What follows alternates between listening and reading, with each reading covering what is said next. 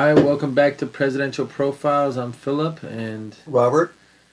we're heading into our second part on LBJ versus Nixon and the Vietnam War. The first episode, we covered basically the background to the Vietnam War, including the French War, and some of the views and makeup of the leaders, the presidents that served during the post World War II up until Vietnam period. Today, we're going to be zeroing in on Lyndon B. Johnson and how he began the war in Vietnam, why he began the war.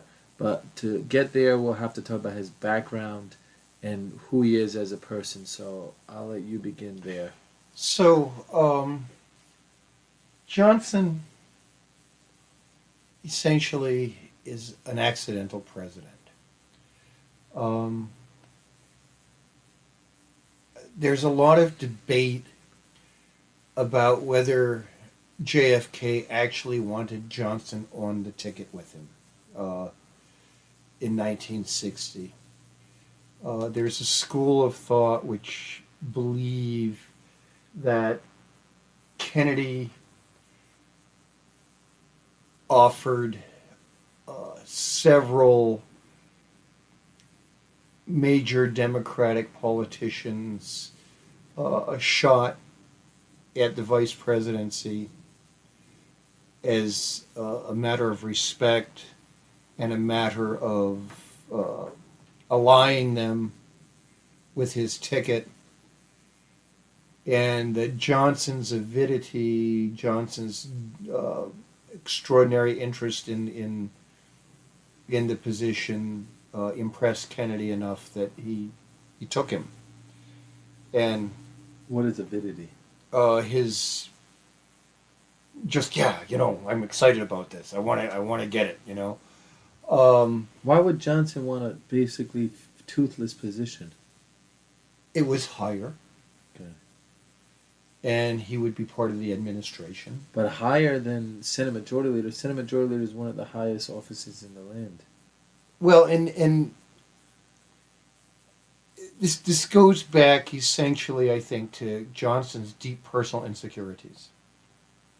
I mean, he was a college graduate at a time when the minority of men were high school graduates. Even though he went to a third-rate school, he did have the sheepskin.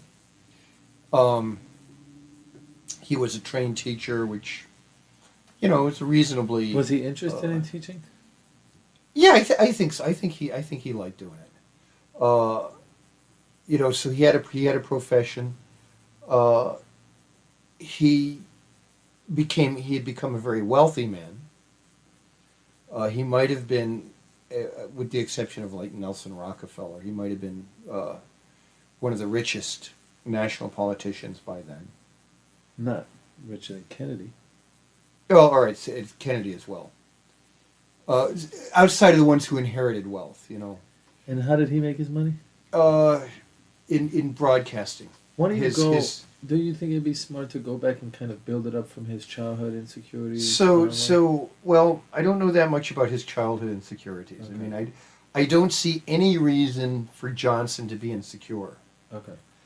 and that's what I'm working on. That he had a degree, he had money, he had a tremendous physique, he was smarter than most people he met. But I think once he got up into those stratospheric heights of being in the inner circle in Washington, he started dealing with people who made him feel insecure. I mean, he just felt like, people like Nelson Rockefeller were better than him. What was Nelson Rockefeller's personality and makeup like? Was he the? He wasn't. He had John D. Rockefeller before him, right? What was he? John D. was his father. And Nelson was ambitious as well. Well, Nelson was the governor of New York. He ran for president twice. Right, and I mean, that's a sign of ambition, right? Right. But different makeup than John. Uh, uh, Same makeup, different forum, different coliseum. Same makeup, still a driving ambition. Still a make an empire, get to the top. And I mean, governor of New York back then was a mean, being a governor of a state's a big deal. Being a governor of a big state is a bigger deal. Right. And, back then, being governor, New York was the empire state. It was the biggest state in population, controlled New York City.